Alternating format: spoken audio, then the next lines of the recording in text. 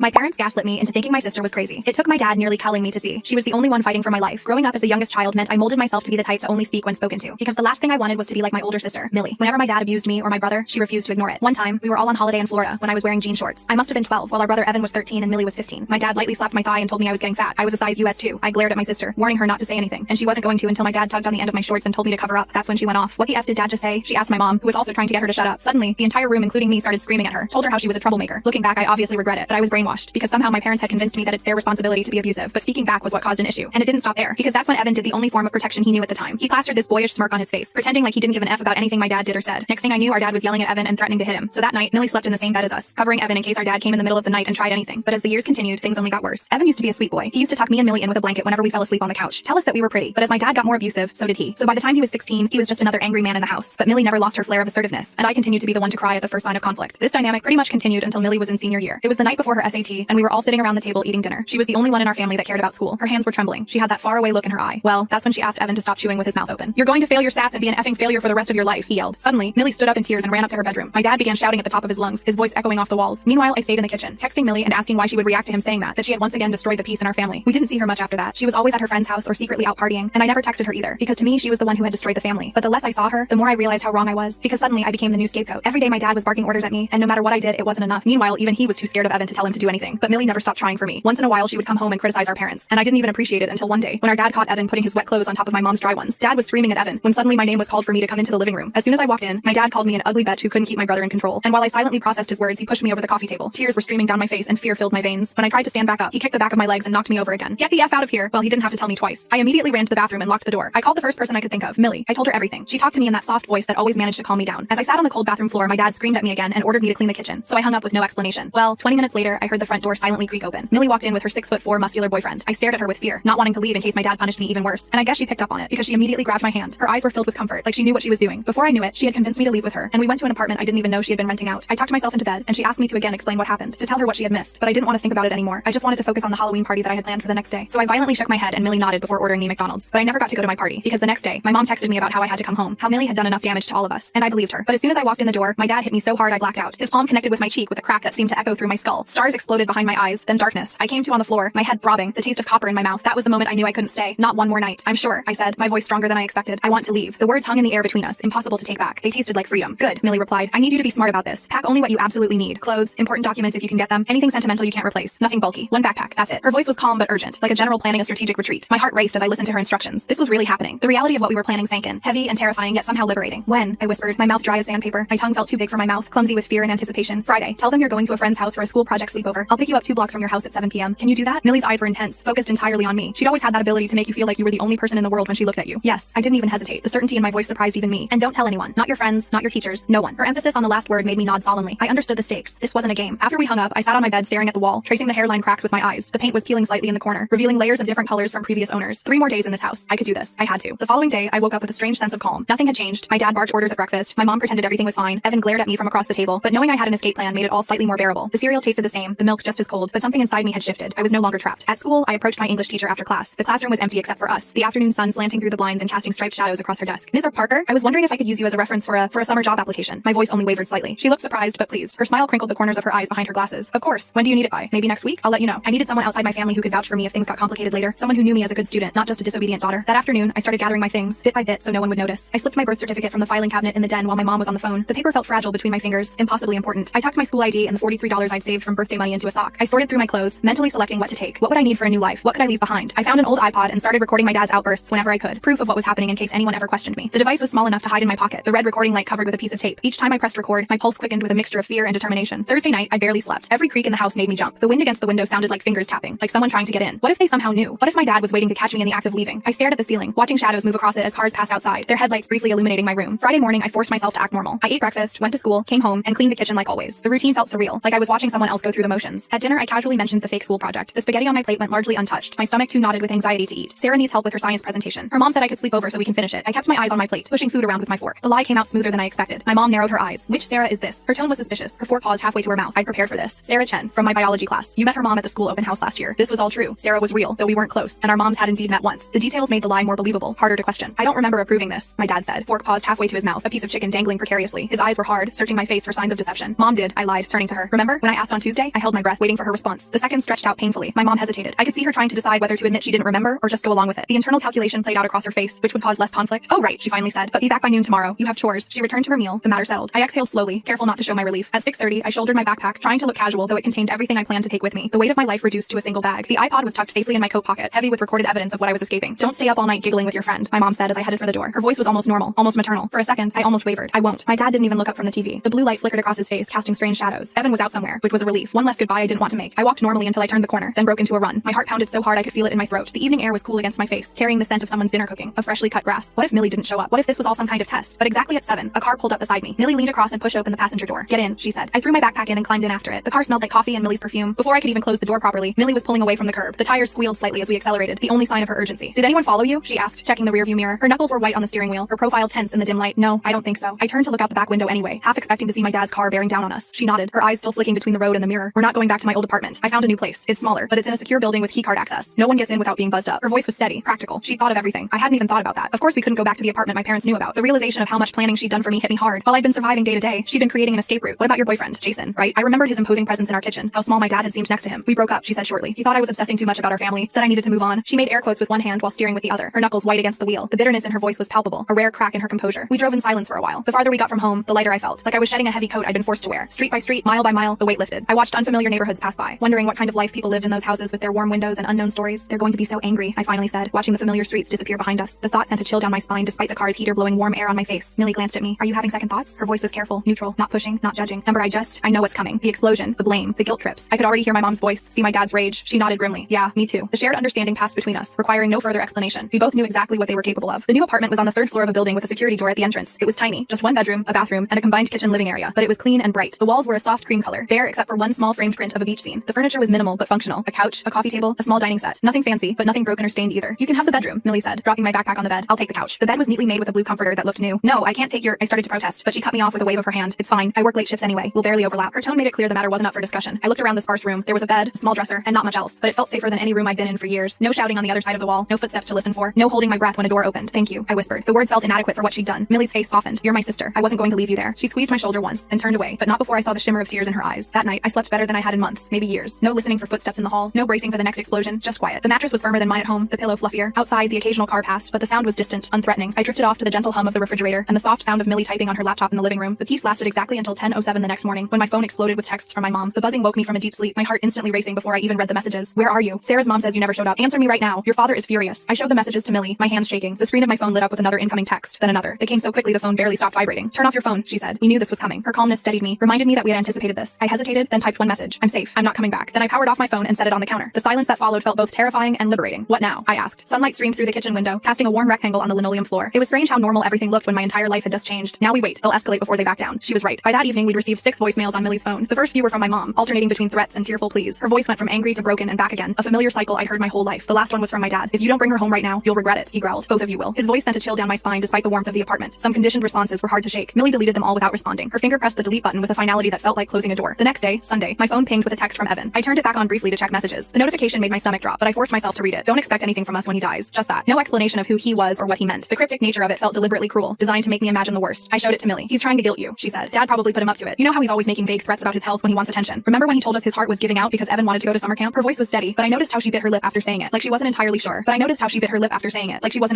A small gesture that betrayed her own worry, despite her reassuring words. The possibility that something might actually be wrong nagged at me, but I pushed it away. We'd heard too many false alarms to trust this one. Monday morning, Millie helped me enroll at a new school. We had to use her address and say she was my guardian, which wasn't technically true, but the administration didn't ask too many questions. The school was larger than my old one, the hallways wider and brighter. No one stared at me as we walked through the office. I was just another new student, unremarkable and unknown. What if they come looking for me? I asked as we walked back to the apartment. The question had been weighing on me since we left. The sidewalk was cracked in places, small weeds pushing up through the concrete, persistent life finding a way through. They might, she admitted, but they'd have to admit why you left in the first place. And I don't think they want that kind of attention. Her logic made sense, but it didn't completely ease my fear. I still found myself looking over my shoulder, scanning faces in crowds for my dad's angry glare or my mom's disapproving frown. That night, I discovered my parents had found another way to attack. My phone lit up with messages from relatives and family friends I hadn't spoken to in years. Aunts, uncles, cousins, neighbors, people I barely remembered were suddenly very concerned about my whereabouts. Your poor mother is worried sick. How could you do this to your family? Your father says you've been hanging out with a bad crowd. The story they were telling was that I'd run away to live with a boyfriend, that Millie had encouraged me to rebel, that I was breaking my parents' hearts. Each message twisted the knife, rewriting our history to make me the villain. The familiar guilt crept back in, the programming so deep it was hard to resist. They're trying to control the narrative, Millie said when I showed her. They know if people hear what really happened, they'll lose their perfect family image. She scrolled through the messages, her expression hardening with each one. The lamp cast shadows across her face, making her look older, wearier. I scrolled through the messages, feeling sick. The words blurred together, a chorus of accusations and guilt trips. No one's going to believe us, are they? The thought was devastating. frustrating, that after everything, we might still be the ones painted as wrong. Millie was quiet for a moment, then she said, "Show me those recordings again." Her voice had that determined edge I recognized. She was formulating a plan.